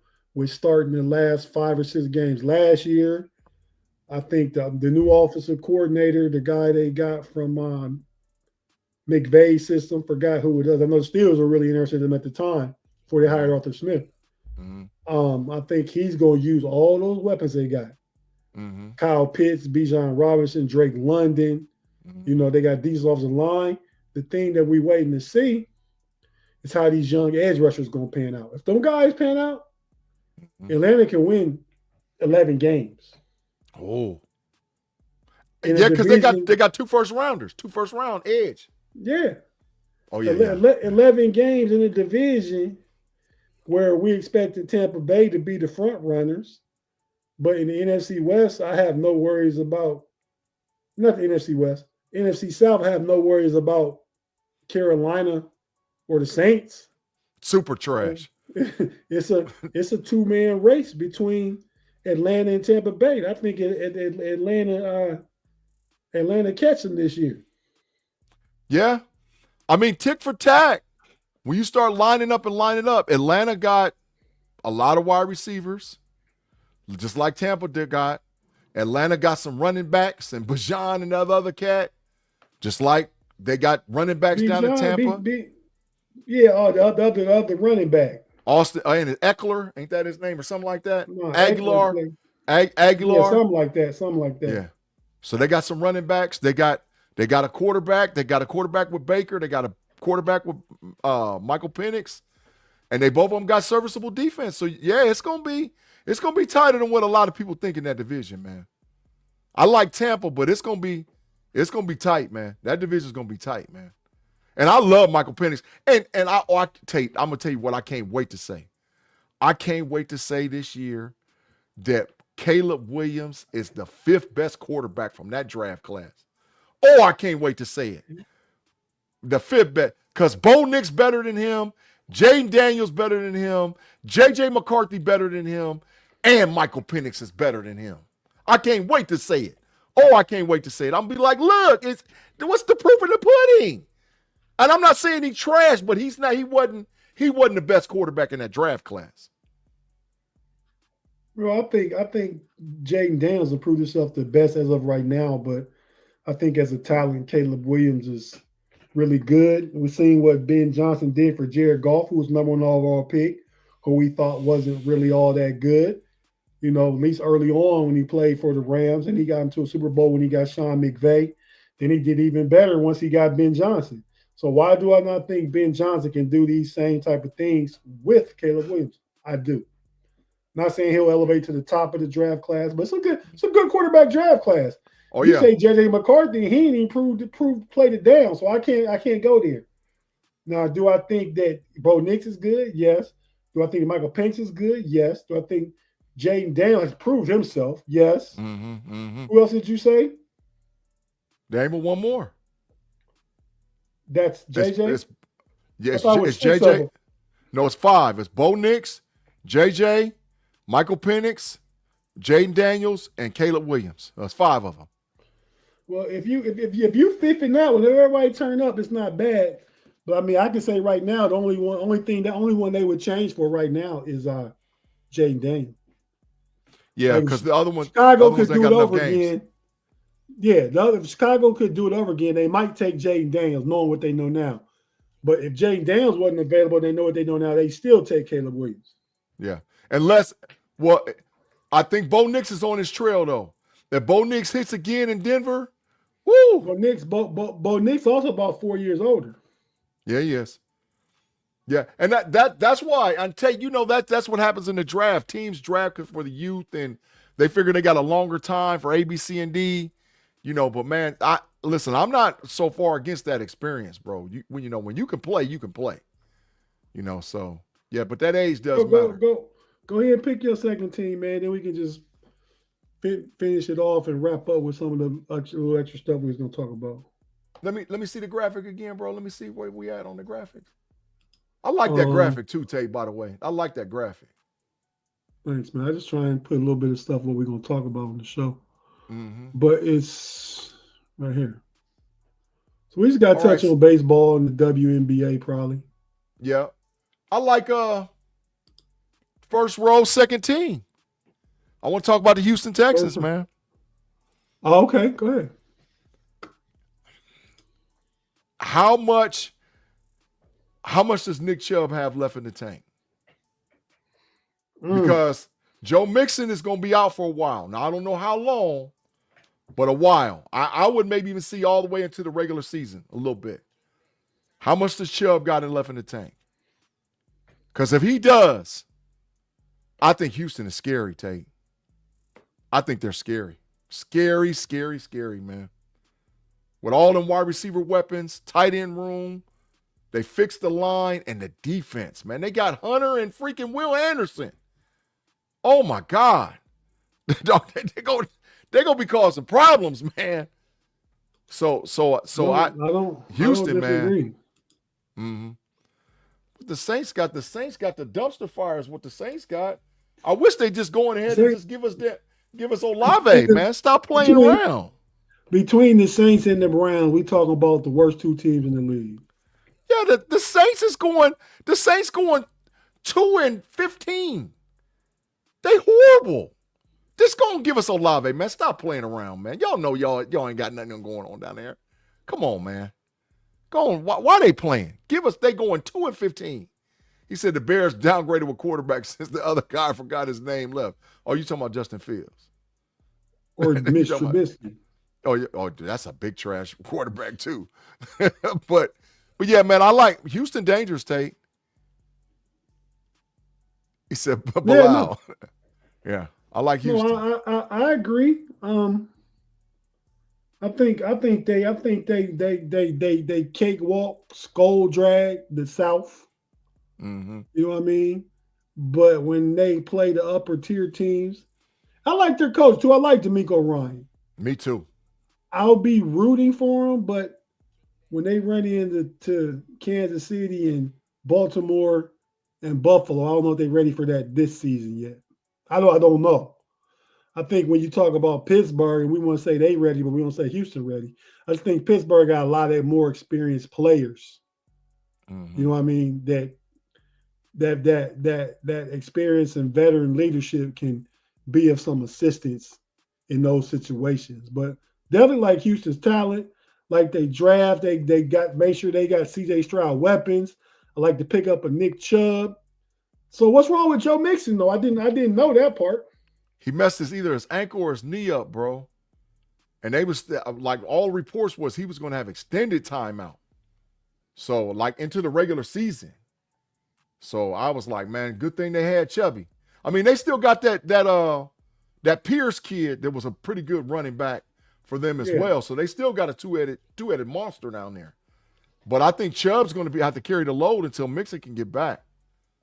You know, and Mixon might be going. Yeah, Mixon might be going week 2, week 3, be showing back up again, bro. He had a severe injury, so. I like Nick Chubb though. I like him to actually probably do something this year. Mm-hmm. You know, I don't think he's washed as the Browns may think he's washed. Mm-hmm. The Browns are they. You know what? I normally, you know what, I do it, and I'm gonna keep on doing it. All the bad things in the world got to happen to the Cleveland Browns. They are the dumbest team in the history of football, bro. They are horrible. At least when the Saints gonna suck this year, all right, they got a plan. They believe that, like, okay, Arch Manning gonna come out, they gonna run it back with a Manning in New Orleans. You know, they got a plan. You know, but man, Cleveland does dumb stuff. Like draft 2 quarterbacks and can't figure out which one of them can play. Because I done heard out of Cleveland, Joe Flacco look big trash. I've heard that. I'm right here in Ohio. I heard Flacco looks horrible. But they not worried about how Flacco looks. They know what Flacco's capable of. Mm-hmm. So it's just if they want to go younger. I think Kenny Pickett was en route to the starting job before he got hurt, and he still could come back and get it because there's no future in Joe Flacco, and the Browns aren't trying to win right now.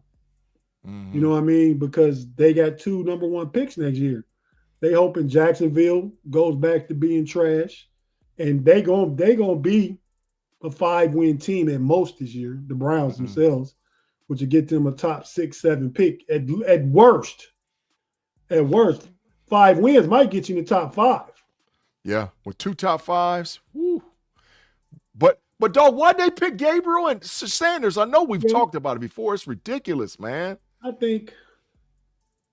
Well, what I think is they just. You heard the saying, man. Just throw shit on the wall, see if it sticks, right? Yep. They know it's no answer for Flacco. I mean, Flacco's not the answer. You know, if they was trying to compete this year, they put Flacco in his veteran experience and stuff like that. Flacco's probably the best pure passer of the bunch with experience in the league, but we know he'll turn that thing over. Mm-hmm. You know, Kenny Pickett's a first-round reclamation project. He's 26, 27 years old, but it's like his 3rd or 4th year. Mm-hmm. So, you know, he's a potential lottery ticket. He's a scratch-off. Yep. You got all these picks. You know you're not going to be good next year. I think they took Dylan Gabriel a bit early, but I'm not mad to gamble on Shador even though they took Dylan Gabriel. You know what I mean? So I think you need to see if the Browns start, and they could very well start out 1-5 with that schedule they got. I don't think they're favored in any game this year. They're going 1-10, Tate, to start it off. 1-10. Well, I don't know they schedule that far out, but I know they got some tough games to open it up. Yeah. And I think you go ahead after you lose 3 games, go ahead and go back and forth between the rookies and see what you got. Mm-hmm. You know, just like with the Steelers, we don't know if Will Howard have a good year and he proves himself. The Steelers could have they already, future quarterback on a cheaper contract than the first-round quarterback could be. Oh yeah, they got pieces in place and use 8 of them draft picks and load up. Oh my! Around man, Will Howard. If Will Howard proves that he can play, do you know what that does to our first-round pick next year? Oh my God! Yeah. God! Makes it the best receiver in college, probably, or a tackle to replace Broderick Jones, or you move him in the guard to replace Siamalu, and you get another corner. You get another corner, or corner to replace Slay. Yeah, all that stuff are possibilities. Or we could get maybe Hill, a linebacker out of Texas, to go next to. Oh, dog! Then we would have Hill linebacker in the first round. Hill, Wilson, and Queen. Oh my, dog! There's a lot of possibilities if Will Howard is that quarterback. I agree, but I don't agree with you drafting a linebacker in the first round. I don't know. Hill's a dog like that, so not first round. He's a dog like that. He's a dog like that. I think Hill might be a top 15 pick, but that's just me. Yeah. All right, Tate. We said you want to talk about baseball and the WNBA. Let's look. What you got with baseball? What's on the docket? You want to talk about the standings or what's going to happen? Because we're getting close. The clock is running. The clock is running. We got about 30-some days to play out baseball? No, I don't start till beginning of October, so we got two full months. Mm-hmm. But the Reds are 3.5 games out of the last wild card spot, They made a lot of moves as a trade. A lot of teams trying to win made moves as a trade deadline. Let me just pull up the standings. We talk about the teams. The Pirates have been hot to our Pittsburgh people out there. They're Your still Phillies horrible. are in first at 62-40, actually statistically tied with the Mets, who has Phillies are 62-48. The Mets are 63-49. So Mets have one more win, but one more loss. So Mods Braves, they beat us 2 out of 3 this weekend. On the first night, it was 3-3. It's the Reds. It's their relief pitching, man. They give up game. Every time Terry Francona bring in a reliever, I know the team about to make some type of run. Tate, you seen him talking about this. When he talking about this, it's over. It's over. It was same thing happened today. Yeah. We did it the other night, the first night of the series against the Braves, which was Thursday night. Reds was up 3-0. Got to 3-3. Braves tied up in the 8th inning. The Braves scored 8 runs on relief pitching in the 8th inning, top of the 8th. Okay, I cut the game off. I'm done. Turn it back on. I see it's in the very next inning. Because they made it 11-3 when the Braves scored 8. Turn it on. Let me see what the score is now. It was 11-6. The Reds scored 3 runs, but they didn't have any outs. Do you know the Reds tied it up 11-11? That's the only 3rd time teams have scored 8 runs or more apiece in a baseball game ever. You know how many baseball games there's been? Hundreds of thousands. Probably million. You figure every team played 162 a season? Oh, yeah. So they came back and tied it up, but then they end up relief pitching. I mean, they didn't really, when the extra innings, you start with a ghost man on second. The relief pitcher let enough guys hit it all the way to the outfield. He didn't give up no home run or nothing, but runner tag up from second, go to third, hit it again, runner tag up from third and go home. Now it's 12-11. We get up. Ellie made the last out in the inning before, so he on second. I'm like confident they're going to score with Ellie De La Cruz on second base. Yeah, all you need is base hit. Base hit. Huh? That's it. All you need is base hit. Yeah, or even the same way. Hit something deep, let Ellie tag up, get to third. Then on the ground ball, when she was third, Ellie going to score. Ellie get caught. The guy hits it to third base. Third double base play. Makes a good stop. Wasn't a double play, but he's able to get Ellie the lead runner. Like Ellie was running on contact. Dude made a good stab at the ball and just tagged Ellie out. He didn't get the runner first. So now it's a runner on first. You're still tied, but now you're not set up in position with the runner on second. So the Reds are giving away several close games they should have won the past 2 weeks anyway. But so yeah, I mean, they look good. Like I said, last I saw the Pirates, I won 8 or 9 straight. Craig Withrow said the Pirates need to be investigated for what they've been doing. He said the MLB need to investigate them. The Pirates are as hot as the Brewers the last 10 games. They 7-3 the last 10 games. Yeah. The Reds are 6-4 the last 10 games, and that's after losing the day they should have won. They lost 2 against the Braves they should have won. But let me just check the wild card standings. The Pirates ain't gonna see no part of the wild card. It's over. Wild card standings in the National League, the Reds are 4 games out of last place now. I mean, for the last wild card spot. We got games left against San Diego. We play Chicago starting tomorrow. The Cubs starting tomorrow. So I'm anxious to see what happens, man. I have to say the Pirates lost the day after. Are you after you're not a Pirates fan, you're a Royals fan, right? I thought. But yeah, man. So baseball's coming down the way. The Reds did make some acquisitions. So did the Cubs. So did the Tigers. Pirates did too. Yeah, well, the Pirates were sellers. They traded us third base. Not the Pirates, the Phillies. Oh yeah, well, teams in contention, they gonna be buyers, not sellers. So yeah, the Phillies ain't win South like you projected yet, Big G. I said 79, and it's looking like it ain't gonna happen. Rob say Tate Big-G in chat. Do y'all watch any Little League World Series this time of the year? I don't. No. I was watching women's softball the other day. Some really good games on. Girls softball, I guess, because they were high schoolers, you know. Yeah. Rob, yeah, I don't because how much I follow high school football in this region and in this area where I'm at. So I really follow high school football. I'm not to the point from my health standpoint where I can actually get out to the practices, because normally I'll go to multiple of the practices for different teams and watch. But I think I'm going to try it this next week. But I've had ears to the ground with and with social media stuff now, you can really find out what you need to find out concerning high school football. So, but I'm going to get out to some practices maybe this next week, man, and check out some of these local teams, because I think we got some really good teams in this local area. So I don't follow it because it's football time, bro. August is like, you can smell it. It's like, it's time, bro. It's time. And high school football for us is next week.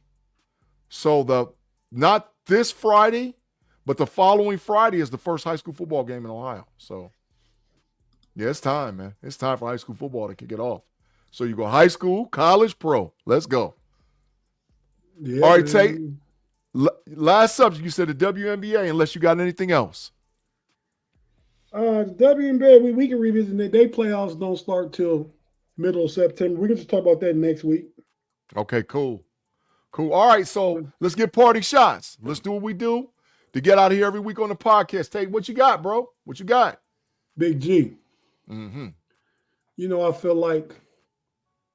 I think back in the day, like when we was playing football together in high school and stuff, mm-hmm. I think you was pretty sweet. I think you might have beat me in a race. Maybe you would have then, but I was pretty nimble too. I was light, but I know you was definitely stronger than me. But if we race today, Big G, I'll win. You know why? Why? Because I got Coach Dennis Mitchell at my back. Go train me up for the race. And I want to give a shout out to the Star Athletic Track Club. Today was this weekend, this past 3 days has been the national finals, American finals to see who goes to the World Championship in Tokyo in a month. Mm-hmm. So I don't know if you watched today. Kung Fu Kenny and KnoItAllz got in a fight, man. Yeah. Like Kenny was ahead. Noah pulled in front of him just like the last 10 meters of one by like 300ths of a second. Mm-hmm. And Noah turned his head and kind of said something, and Kenny pushed him. Mm-hmm. And them jokers was having an argument and stuff. And then when the dude, interview him at the end, they was going back and forth. And Kenny said, man, why don't we just talk about this when we done with the interview? So it's going to be heated when we get to Tokyo. Yeah. Melissa Jefferson is the fastest woman in the world now. Sha'Carri is on her team. Kayla White's on her team. And Kayla White missed making the world team by 200ths of a second. So mm-hmm. Melissa, the other girl, we'll see in a second. So I want to shout them out. They got just a short Netflix, like 20 minutes short, where they follow the track team. Mm-hmm. So check it out. Support that video. Give it a like. Give it a thumbs up. This is just a small part of the beginning of it.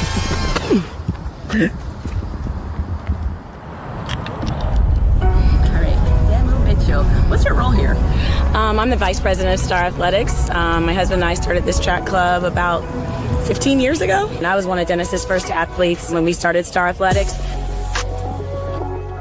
So I understand the ups and downs, particularly more so the girls, the females. I always like to check on them, make sure they're okay, because, a lot of times girls, we have things that guys maybe don't understand. Love my husband, but sometimes you need to go and you chat with him like, girl, you good? Like, just having that conversation, I think, really helps them realize, look, I'm in your corner. And I'm also like behind the scenes. I'm always working and doing things for the club, so it's not always seen, but that's okay by me, as long as the club is okay and they're able to perform and go to a meet and not have to worry about anything.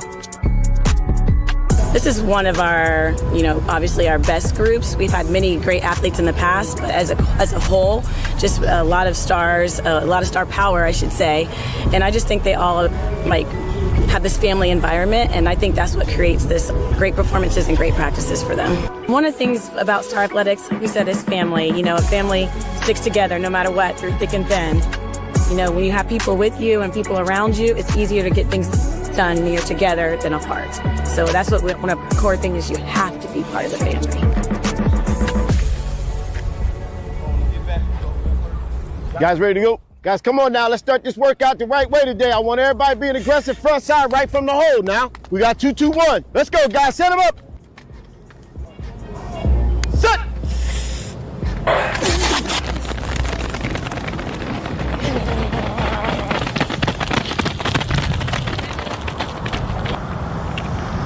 Hey, that's good first start, guys. Court, we're a little bit too long.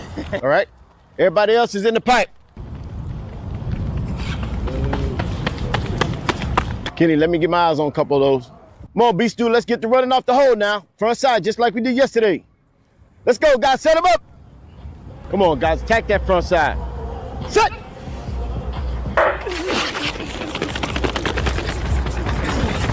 There you go, AB. Hey, stay right there all day, man. Ladies, come on now, everybody big push now, big push. TT, Shakira, you guys got to make sure you're pushing forward now. Let's go, ladies. Set them up. Come on, Tony, get up this first hurdle with them.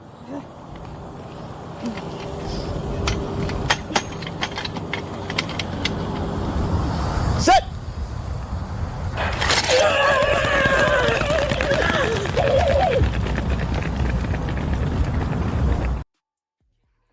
So yeah, man, there was some fast ass people on there, bro.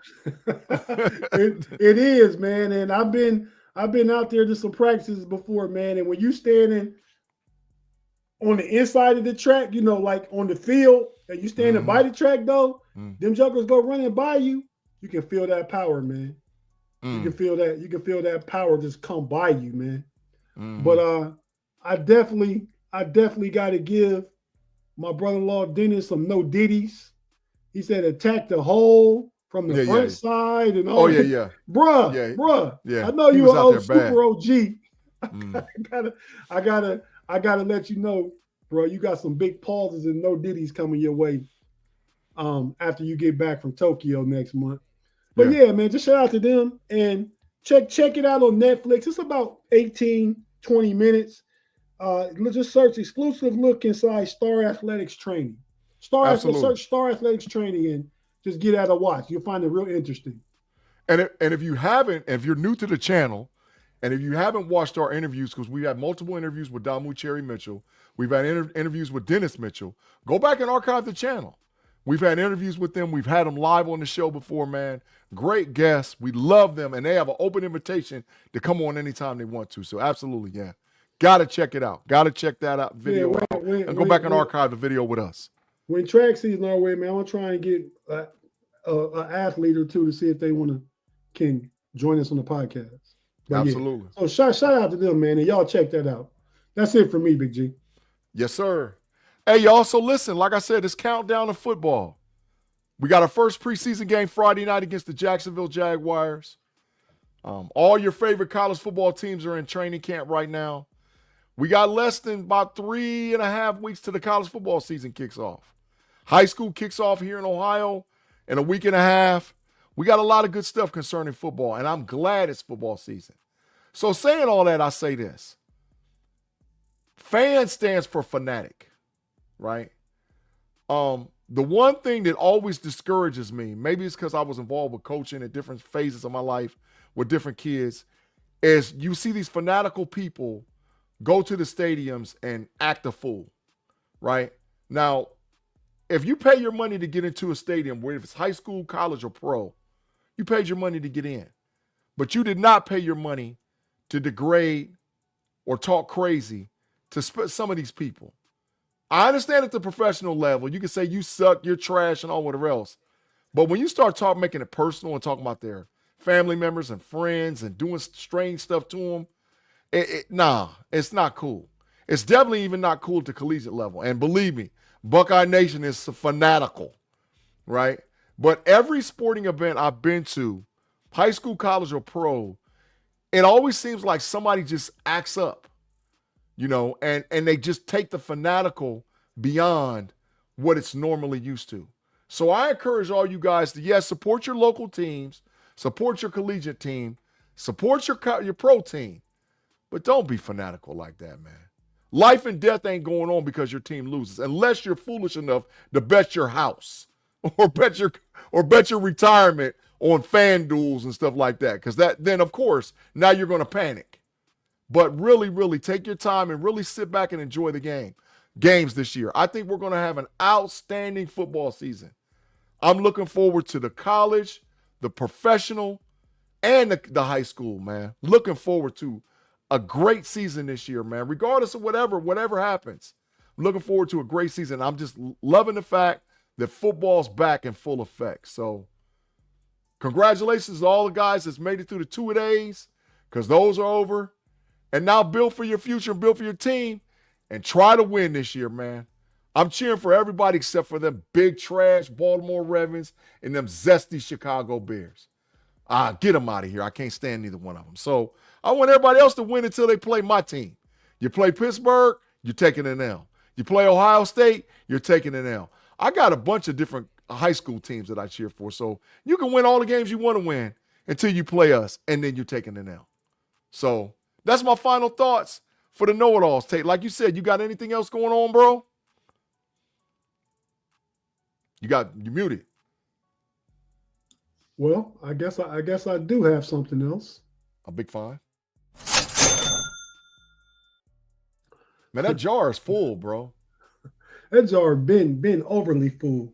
That's facts. I don't know. Nah, just check us out on Wednesday. We already talked about what Wednesday's Smash the Gas will be about. Big G is going to break down the tight end room and what 12, 13, and 14 personnel means and what advantages and mismatches it can create for the Steelers. Mm-hmm.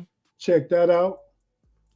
On Wednesday, pump your brakes. We're going to talk about the QB room, past, present, and future as we go forward with the Steelers team.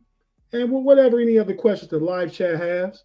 And on Friday night, check us out in the homies. Big G, people keep asking about you on the homies, man. You need to tell them something. I keep telling them your work schedule changed, but you may need to, tap in at some point and let them know what's going on with you as far as that goes. But until Big G is back, we got the homies on Friday night. We had our new Browns person on for the first time. Lamar joined us Friday night, had a good show, lots of fun. So be sure to check all those shows out this week. Check out the homie Big G on Steelers Almighty. Like he said, we ready to get back into the football of it all. Yeah. About to be fun. They said this is the last weekend, even though it's the Hall of Fame game was Thursday, which was big trash. Oh, it's horrible. The Hall of Fame game was Thursday. They said this is the last weekend until February that we've had no football. So starting next weekend, football until after the Super Bowl, till the Super Bowl. Every weekend. Yeah. And like Tate said, I'll be Tuesday night on Steelers Almighty, man. We got a hell of a show coming up this Tuesday on Steelers Almighty. And for all y'all that's looking up for the Level Up College Football Podcast, I can announce this. Because of personal reasons, Andy P cannot do the Level Up College Football show this year. However, we got a revitalization of the Level Up show, and we're actually going to change the name of it. We're working behind the scenes. That was some of the things that Mob was going to tell you and announce. We have a huge platform college football thing that's coming out starting not this Monday, but the following Monday. We got different guys from different platforms all able to join in and do one college football platform on Mondays. I'm going to announce the name of the show on probably Wednesday night on Pump Your Brakes. So make sure you're on there to listen to it because I'm going to announce it. But we're changing the format. Andy won't be here this year, but when I'm telling you, we got a lot of different dudes that's going to give us a lot of different perspective. I'll just let you know the word rivals is somewhere in the title. But like when I'm telling you, we got 5-6 guys from different platforms to all come together and do the college football thing. It's going to be a big thing. And Tate, I got a bad blast from the past, Gary. Come on. The original G Unit, Richard Glover, is going to be one of the guests. One of the guys that's going to podcast every week. And he's going to give us a little bit of a different Big Ten perspective maybe from a Michigan State flavor a little bit. So, yeah, it's going to be a big-time show. We're going to be talking about rivals. I got guys from the Gators, guys from the Longhorns, guys from Michigan State, guys from Ohio State, guys from Kansas State. I got guys across the board that's going to be on that podcast. So give us about one more Monday and we'll be back. You ain't getting nobody from Ole Miss? I haven't talked to him yet. I wanted to, but I haven't reached out to talk to him yet, man. But yeah, but I think he'd be a great guest. I think he'd be a great guest.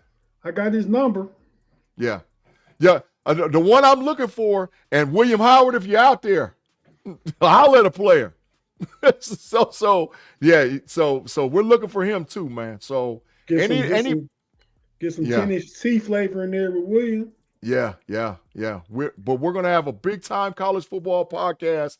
We'll have different guests every week. We're gonna have the mainstay of about 4 or 5 guys, but we're gonna have different people, and we're gonna talk college football every week. Sarah will be on the show as well. Sarah C is still part of it, but Andy P will not be a part of it this year because of personal reasons, not because he wanted to walk away. He just got a lot going on in his personal life, and he told me to let all the people know he's gonna miss you guys this year, and hopefully he'll be back next year. So, but like I said, there's a new college football channel. It'll be on the KnoItAllz channel. It won't be this Monday. It'll be the following Monday. And I think you guys are going to like it a whole lot. But like I said, Rivals is somewhere in the title. I'll leak that part out. But there's a whole different platform that's coming out on Mondays, 7 p.m. Eastern Standard Time on the KnoItAllz channel. All right, Tate. So if that's it, we thank all you guys for rocking with us on the KnoItAllz podcast on another Sunday. If you haven't subscribed, make sure you subscribe and like. Share with a friend. We should be under 100 people now. That gets us to 1K. We appreciate all of y'all. We'll see y'all on the KnoItAllz channel Mondays, Tuesdays, Wednesdays. We're going to see you guys a lot on the KnoItAllz channel. So we thank all you guys for rocking with us for another week. Like this podcast. If you haven't subscribed, we had 900 subscribers trying to get to the thousands, the next goal. So do that. If you don't do that, if you don't hit subscribe, when Big G see you out in them streets, he gonna put hands on you. Facts. We'll holler at y'all next week. Peace. He gonna put hands on you like Christian Wilkins. Oh no. That's And we out. Let's go. Mamba out.